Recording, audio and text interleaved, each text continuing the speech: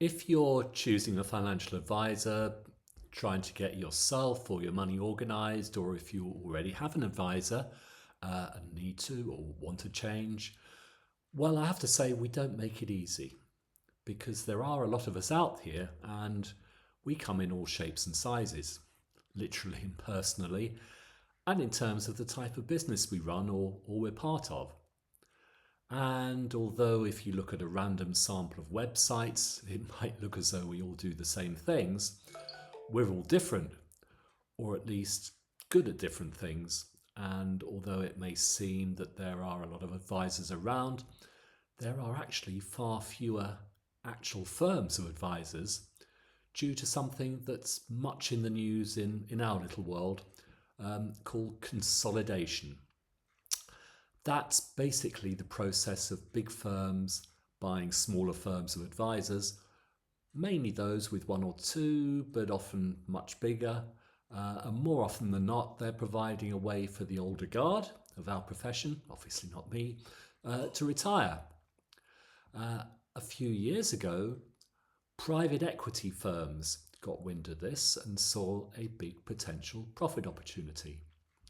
Now, these so-called private equity firms have invested in or bought chunks of many companies in many industries, from kitchen makers to travel agents to anything in between, and had their heyday from probably around 2010 onwards.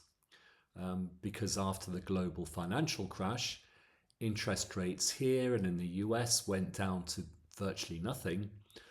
Governments chucked billions of pounds and dollars into the economy by using their central banks, that's the Bank of England for us, to buy up securities, mainly government debt.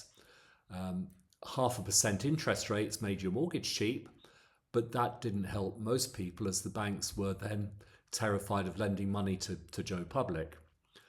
But not to big investors who already had lots of money and assets to offer as security and could then borrow lots more to buy up shares in these companies, pump money into them and allow them to expand and buy more companies themselves.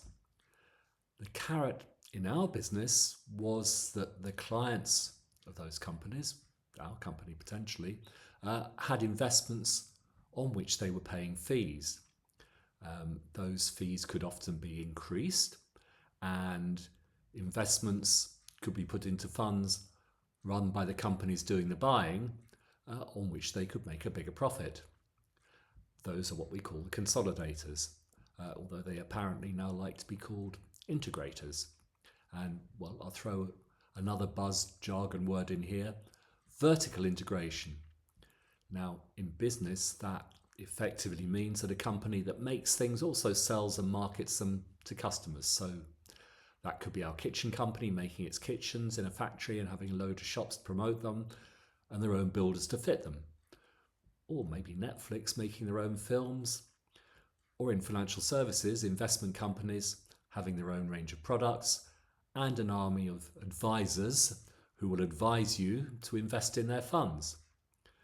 Now, that's nothing new, and it's how pretty much the whole of our financial advice world worked 30 odd years ago, with those armies of advisors quite straightforwardly calling themselves salesmen, with a few women, sitting on the phone with a phone book.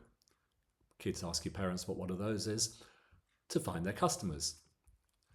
Now, the next to cotton onto this at the time were the banks, who realised that they already had customers, so they bought investment and life insurance companies so that they could control the whole of the process. Now, it all turned very hard sell and fell apart when both the financial crash happened and the then fairly newly formed regulators started looking at things from the customer's point of view. Now, the reason I'm waffling on about this is that it is what's, well, starting to happen again. Our regulator has held a review into consolidation in the financial advice and wealth management sector. And here's the lesson of history for those of us that have seen it all before.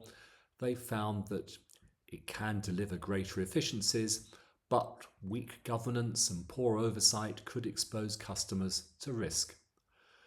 And I'm afraid that's what happens in pretty much every corner of every government and business. Because being bigger should bring these economies of scale. Nationalisation should be a good idea, for instance.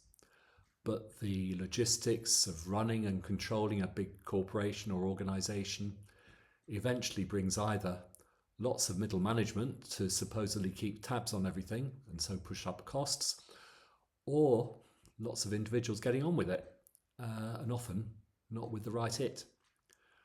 What's the answer? More rules, more regulation, not letting the big firms get too big. Well, at our end of it all, we could smugly say, let them get on with it, as many of those customers will come back to us to get the personal service, the trust that they've lost. But that doesn't help lots of the others who may not even notice that there's a problem.